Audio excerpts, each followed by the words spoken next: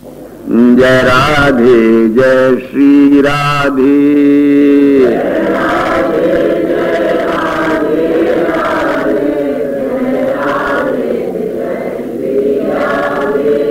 जय राधे जय श्री राधे। जय राधे जय राधे जय राधे राधे। जय राधे जय श्री राधे।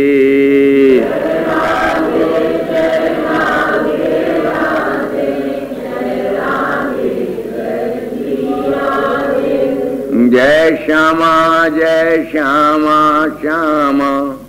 जय श्यामा जय श्री श्यामा।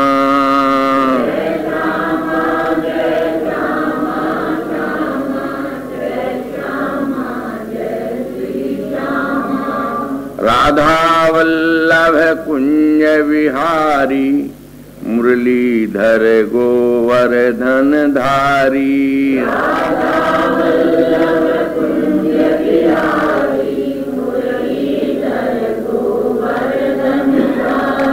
जय जय श्यामा जय जय श्याम। जय जय श्री वृंदावन धाम।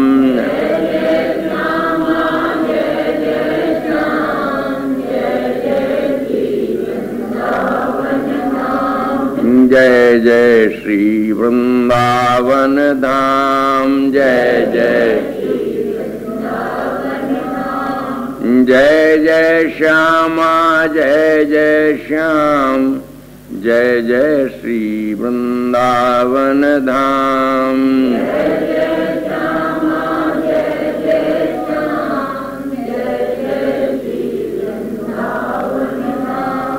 जय जय श्री वृंदावन धाम। जय जय श्री राधा वल्लभ लाल की। ललित लाडली लाल की। श्री वेंकटेश भगवान की। श्री हरिवंश चंद्रजू महाराज। श्री सेवक जू महाराज की। श्री गुरु महाराज की। समस्त रसिक मंडली की। सब संत भक्तन की। श्री वृंदावन धाम की। श्री राधा नाम की। जय जय श्री राधे।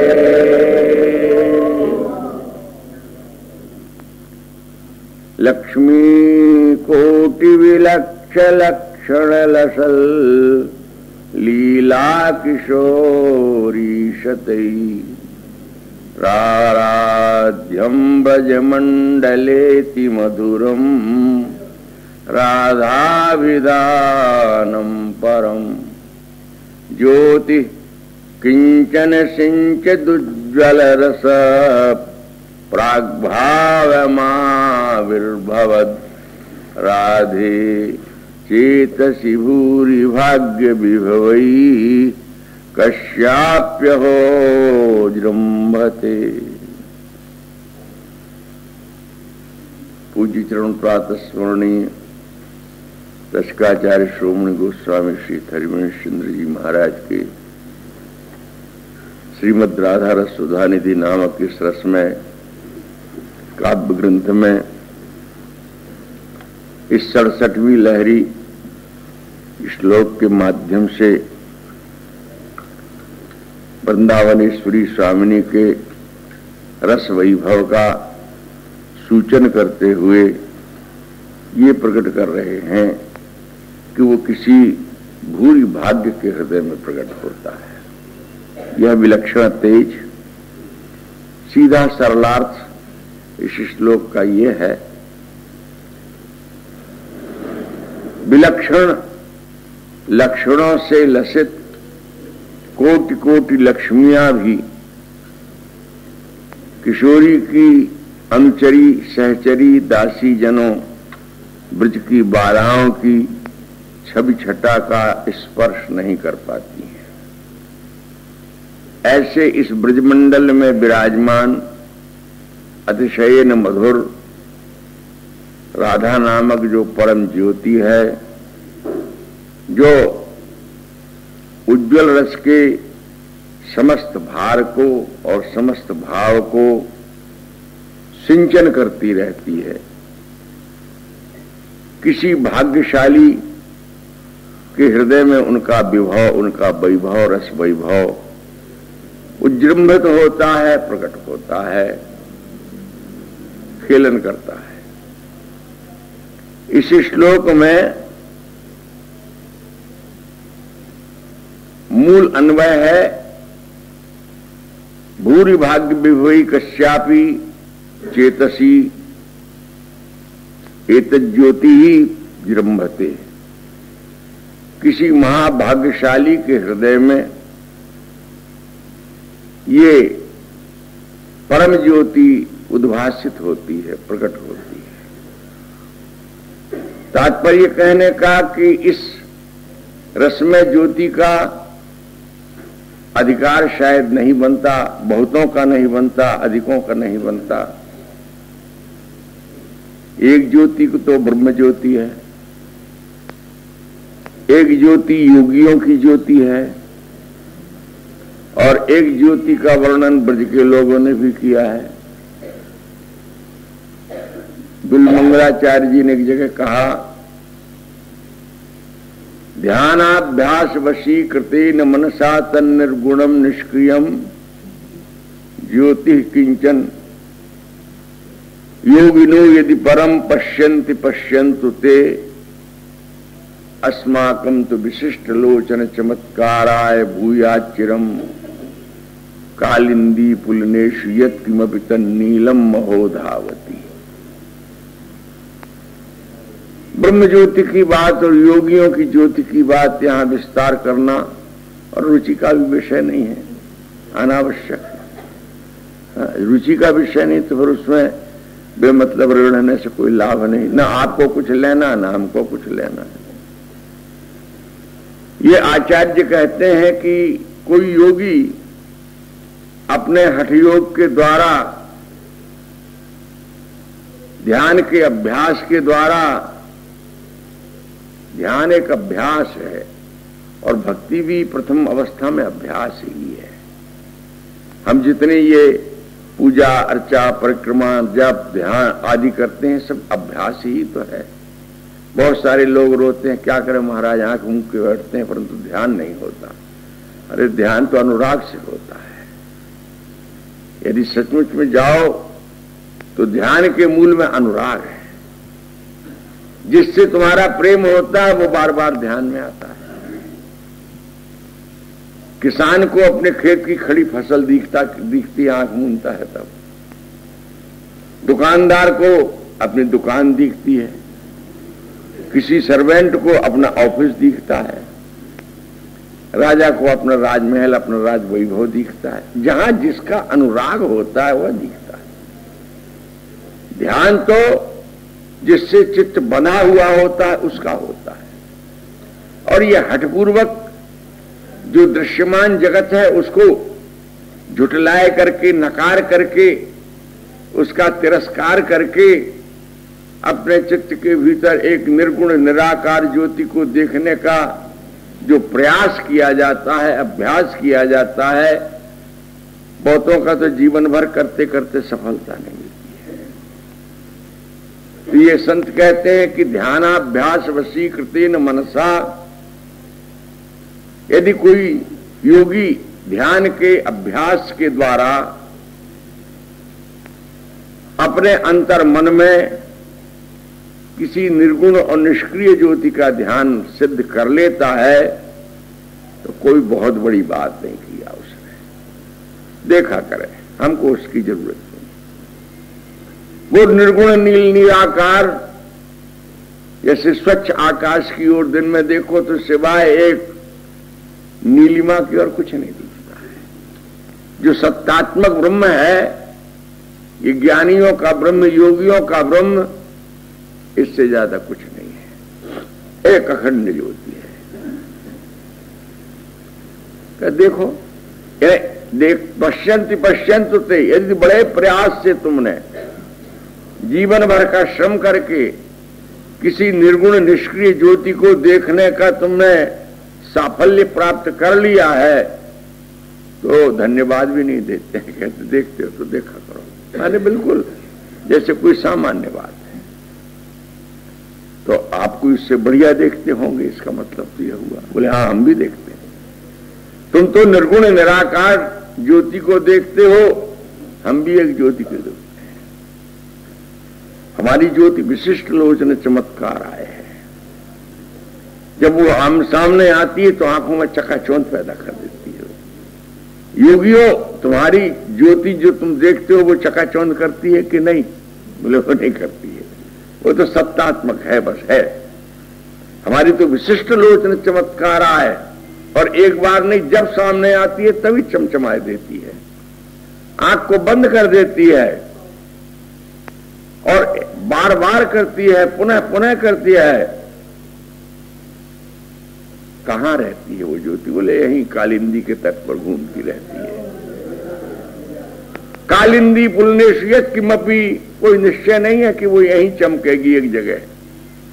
वो कभी बंसी बट पर चमक जाए, कोई भांडी बट पर चमक जाए, यानी यहीं यमुना के पुलिन पर वो बात लगावत सखन सो धावत नंद किशोर के भाज के। ये जो ज्योति है इसके सामने तुम्हारी वो ज्योति हमारे समझ में नहीं आती। ये मध्य की ज्योति है, तन्नीलम इत्कम हो धावती।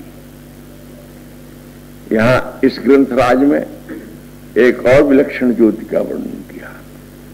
पूर्णानुराग रसमूर्ति तलिलताभम ज्योति परम भगवतो रतिमद रहस्यम यत्प्रादुरस्ति कृपया वृषभानुगे शात किंकरी भवितुमेव ममाभिलाषः।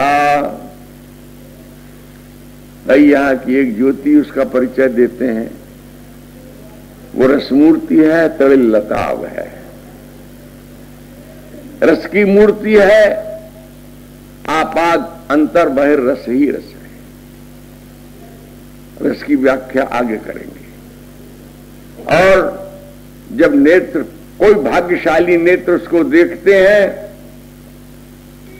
तो जैसे विद्युत की चकाचौंध है, ये तो बड़ी कटु होती है, इसमें रमणीयता नहीं होती। आप निरंतर यदि विद्युत की चकाचौंध को देखें, आप देख ही नहीं पाते हैं, वो तो क्षणिक चमक मिलत जाए घन में। आज के वैज्ञानिकों ने विद्युत को एकत्र करके और बिना ज्योति का बना करके एक प्रवाह से प्रवाहित करके किसी लट्टू इत्यादि के माध्यम से प्रकट करने की प्रक्रिया सिद्ध कर ली है, जिसके आधार पर हम बोल रहे हैं माई चल रहा है, ये रोशनी हो रही है। बड़े बड़े इंजन चलते हैं, ट्रेनें घूमती हैं। आजकल तो विद्युत का जितना उपयोग है, प्रकट शक्ति का उपयोग हो रहा है। यदि 10,000 कैंडल पावर का एक बल्ब आपके सामने जला दिया जाए तो आपकी दम नहीं है कि आप इन आंखों से उसे देख लें। इसमें कटुता है, एक तीक्ष्णता है, एक ऐसी स्थिति पैदा कर देती है कि हम झट उससे उपरत हो जाते हैं। नहीं, ये तो रमणीय ज्योति है। ये इन नेत्रों का विषय नहीं है, वो हृदय में चमकती है। भूरि भाग्य विवेक कश्याप्य हो चेतसी जृंभते। कोई बड़ा भाग्यशाली है, उसके हृदय में ये ज्योति जल रहा है। वो पूर्ण अनुरागमयी है, तल्लिल लताभ है और रतिमद रहस्य है, और भगवान के लिए भी रतिदान करने वाला एक रहस्य है।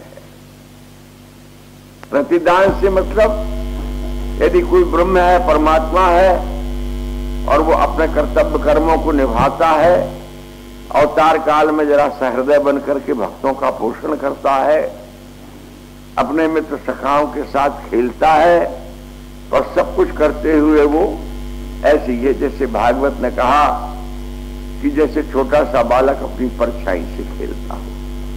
अरे ब्रजबालाओं के साथ रमण करते हुए भी उसको यही बताया, वो जैसे कोई ज्ञानी बालक अपनी परछाई से खेलता हो, ऐसे श्री कृष्ण ने अपना संपूर्ण लीला विलास किया। इसका मतलब कि वो रमता नहीं है उसमें। बिल्कुल पद्म पत्र में भसा रहता है।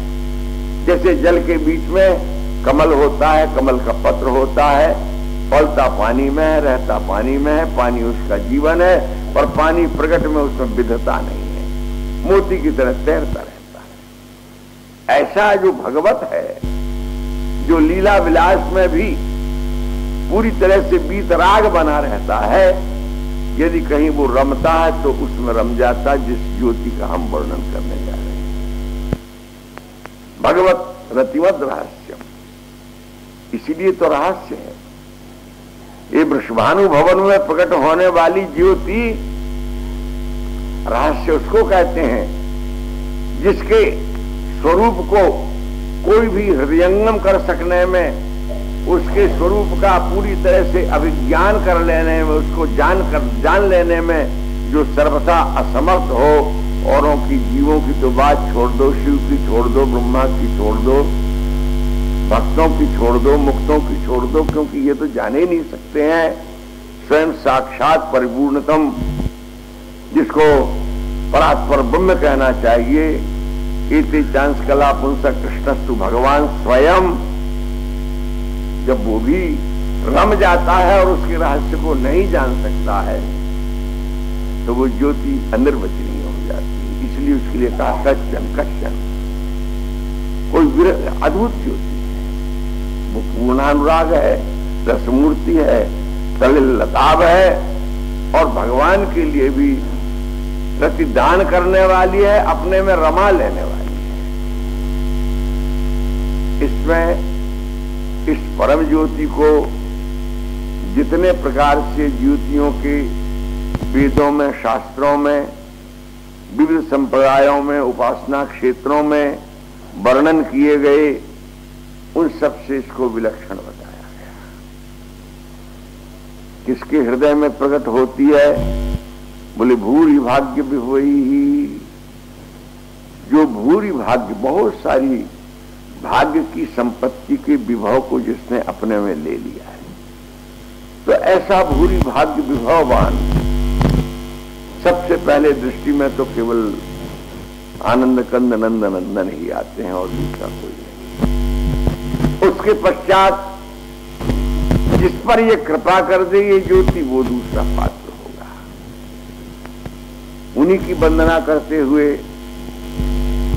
राधा सुधा निधि के एक श्लोक में हरिवंशी महाराज ने कहा, कैशोराद्भुत माधुरी भरधुरीणांग छविम राधिकाम प्रेमोल्लास भराधिकाम निर्वधि ध्यायन्ति ये तद्धिया त्यक्ताः कर्मभिरात्मनेव भगवद्धर्मेप्यहो निर्ममा सर्वाश्चर्य गतिम गता रसमयीं तेभ्यो महद्भ्यो नमः, तेभ्यो महद्भ्यो नमः। वे महापुरुष महामहिम पुनः पुनः भूयात बारंबार वंदनीय है, जो इस महाज्योति को, इस परम ज्योति को अपने हृदय में धारण करते हैं। कैसी है वह ज्योति? तो उसको जरा खोल करके कहते हैं। वो कैशोरावस्था की जो लावण्यमयी, माधुर्यमयी, सौंदर्यमयी कोई मधुर मधुर प्रतिमा है, मूर्ति है, छवि है, उसका मूर्तिमान पुंजीभूत रूप है। यदि कैशोराद्भुत माधुरी, किशोरावस्था में प्रकट होने वाला लावण्य सौंदर्य एक प्रवाह है, तो उस प्रवाह, उस संपदन को धारण करने में जो समर्थ है, जैसे आकाश से गिरती हुई गंगा को धारण करने में रौद्र रूपधारी रुद्र ही समर्थ हो सके, ऐसे ही कोई अनिर्वचनीय जो कैशोराद्भुत सौंदर्य माधुर्य की निधि है, उस ओघ को, उस धारा को, उस प्रवाह को यदि कोई धारण करने में समर्थ है, अपने आप में उसको समा लेने में समर्थ है, तो वो राधा विधानम परम ज्योति ही, वो राधा ही है। और ऐसी श्री राधा को जो निखिल सौंदर्य माधुर्य की एकमात्र चरम सीमा है, परम निधि है, अपने हृदय में जो धारण करके ध्यान करते हैं, यो भावे दसन कुंदवतीम सधन्या, वे निरंतर वंदनीय है, क्योंकि वे सामान्य नहीं है। ये ज्योति अपनी कृपा से ही किसी के हृदय में प्रकट होती है। अब उसके संबंध में उसका और अन्य परिचय देते हैं। कहते हैं ये ज्योति वहां से चलो जहां से कि हम सामान्य को समझ सकते हैं। संसार के लोग भगवान को पीछे समझते हैं, लक्ष्मी को पहले समझते हैं, वैसे भी लक्ष्मी की माया सबसे बड़ी है। एक बार भगवान और लक्ष्मी में बहस छिड़ गई कि तुम्हारी मान्यता बड़ी है कि मेरी बड़ी है। भगवान नारायण ने कहा, लक्ष्मी जी बोले मेरी बड़ी है। बोले नहीं, मेरे भक्त लोग तो मुझे ही बड़ा मानते, तुम्हारा कोई आदर नहीं करेंगे। बोले ठीक है, तो आप अपने किसी बड़े से बड़े भक्त के यहां पहुंचो, मैं भी परीक्षा करने आऊंगी, देखें भला मेरा मान ज्यादा है कि आपका ज्यादा है। तो लोग समाज में साधु संत का आदर अधिक होता है। भगवान नारायण साधु का वेश बना के एक अपने किसी श्रेष्ठ वैश्य भक्त के यहां पहुंच गए। भक्त ने बड़ा आदर किया, साष्टांग दंडवत किया, पाद पखारे। संत रूप में आज भगवान आए हैं, बड़े उत्तम भवन में उनको रहने के लिए स्थान दे दिया। दो एक दिन हुए थे, कथा सत्संग का आनंद चल रहा था। इतने में देखा कि नगर में एक महिला बड़े अच्छे स्वर्णिम रथ में बैठी हुई आई, दो चार उसकी दासियां थीं। शहर भर में शोर मच गया, लोग पीछे पीछे चलने लगे। बड़ी रूपवती, बड़ी गुणवती, प्रसरपति, हेमलते, शुभ्रू, सौंदर्य का तो कहने क्या था। ऐसा लगता था जैसे सोने की लता पृथ्वी पर सरकती चल रही है। प्याऊ लगा हुआ था, भोजन बंटता था सेठ जी के यहाँ, क्योंकि संत आए थे। तो उसने प्याऊ में पहुंच करके कहा जल पीने की इच्छा है। जल पिलाने वाले ने उत्तम पात्र में जल देना चाहा। बोले नहीं, मैं किसी के पात्र में नहीं पीती, मैं अपने पात्र में पीती हूं। उसने झट अपने एक सोने का बड़ा अच्छा नक्काशीदार मणिजटित गिलास निकाला और उसमें जल लिया, 2 घूंट पिया और फेंक दिया। और दूसरा निकाला, उसने जल पीने में 5-7 गिलास पी के फेंक दिए थे उधर। और चमत्कृति फैल गई, सेठ जी तक बात पहुंची। सेठ जी ने कहा ऐसी कोई महिला आई हुई है, कौन है पता नहीं, दिव्य रूपणी। तो प्रार्थना किया, माता जी आप यहीं निवास करो। तो उन्होंने कहा तुम्हारे इस भवन में मेरे रहने लायक कोई स्थान नहीं है। बोले आप जिसको जहां पसंद करें। तो अच्छा देखते हैं। देखते देखते उसने उसी जगह को पसंद किया जिसमें वो साधु बाबा ठहरे थे।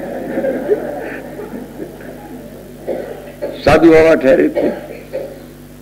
तो बोले सेठ जी एक ही कमरा है जिसमें ये महात्मा को तुमने ठहराया है, पहचान तो लिया दोनों ने दोनों को।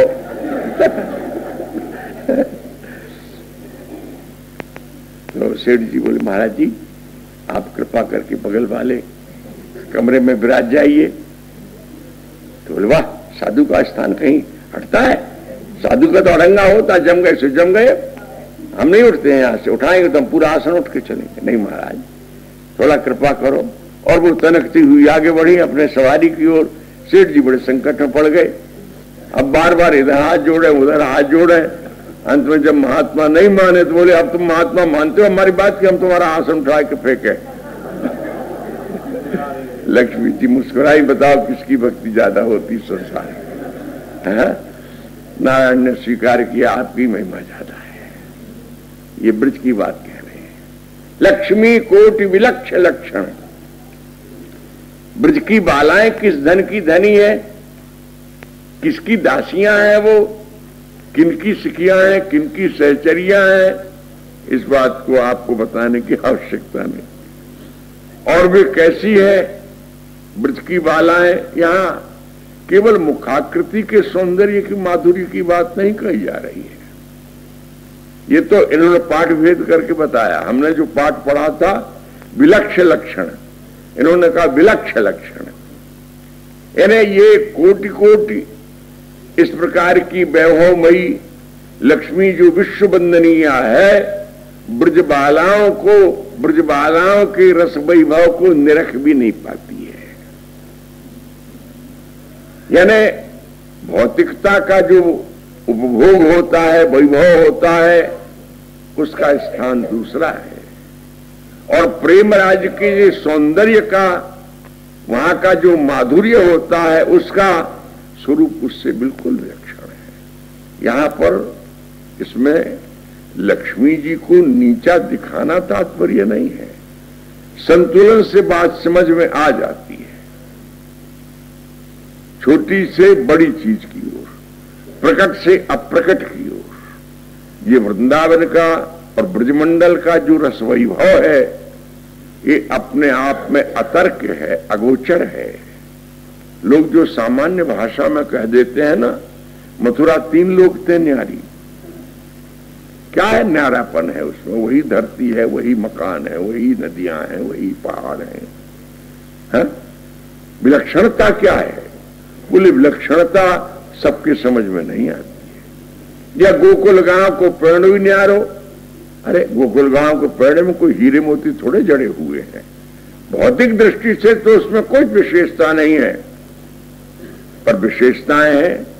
गोकुल गांव के मार्ग को कौन समझेगा? यत्रा धर्मजय धर्म स्थापित।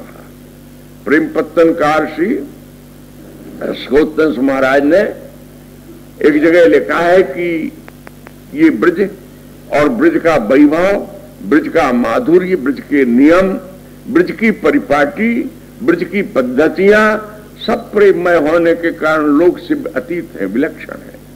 किमधिकम, यहां तो धर्म की गद्दी पर अधर्म बैठा हुआ है। यहां का धर्म, जिसको लोग अधर्म कहते हैं, वो यहां का धर्म है। हरिराम व्यास ने अपनी वाणी में एक जगह कहा, जाको लोग अधर्म कहते हैं, सोई धर्म है मेरो।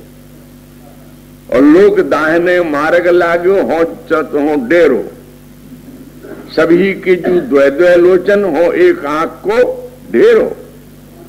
और जाकी सब ये छूत करते हो तिन्हीं को चेरो। और मृग्या कर जो काम न आवे, मरकट मास अहेरो। सूजी नरी छुरहरी, व्यास की मन में बस्यो बदेरो। खांसी हो गई है, गले में सूजन है, फिर भी मन बेर खाने को करता है। जाको लोग अधर्म कहते हैं, वो मेरा धर्म है। लोग जिसके उससे घृणा करते हैं, मैं उसको उसकी पूजा करता हूं। सबकी 2-2 आंखें हैं, छानबीन के चलते हैं, मेरी तो एक आंख खत्म हो चुकी है, मैं एक ही आंख से देखता हूं। मैं उस तरह का हूं जैसे कोई बंदर को मार डाले पर उसके मांस का भक्षण नहीं कर सकता, क्योंकि वो विषाक्त होता है। मेरी तो भाई बुद्धि खराब हो गई है, बड़ी रहस्यात्मक भाषा बोले। अरे ब्रज का मार्ग ही विलक्षण है, जहां अधर्म धर्म की गद्दी पर बैठा है। एक दिन गलियों में खेलते हुए कन्हैया बड़ी देर के बाद आए। नंदरानी बड़ी चिंता कर रही थी, आते ही माखन मांगेगा, रोटी मांगेगा। लाला कन्हैया ने मांगा नहीं, लग गए अपने खेल में दूसरी तरफ। तो मैया ने पूछा, लाला तो भूख ना लगी? तो मैया लगी तो है, तो तू खाए भी कुछ क्यों ना मांगे? तो लाला बोले कि मैया आज खाऊंगा ना। क्यों? भूख ना लगी? लगी तो है पर नहीं खाऊंगा। क्यों? बोले मैया आज मथुरापुरी से एक बड़े अच्छे महात्मा आए और हम सब बालक खेल रहे, तो उन्होंने कुछ शिक्षा दी नहीं और ये बताया कि आज एकादशी है और एकादशी को व्रत करना चाहिए। तो आज हम सब ने एकादशी कर रखी है। तो मैया बोली छोटे छोटे बालक ना करे एकादशी। बोले हाँ मैया, वो तो कहते कि सभी करें एकादशी, हमने तो कर रखी है। तो दूध पी ले, बोले ना, हम तो सबसे अच्छी एकादशी जो निर्जला होती वही करेंगे। मैया घबराने लगी, दिन भर भूखों मरेगा। बहुत समझाया, कन्हैया को रास्ते पर नहीं आए कन्हैया, तो मैया को रोष आया, नाश जाए वो बामन को जो आए गए यहाँ ब्रज में। और मेरे लाला को एकादशी सिखाई दी नहीं है, कोई पाप तो नहीं सिखाया था।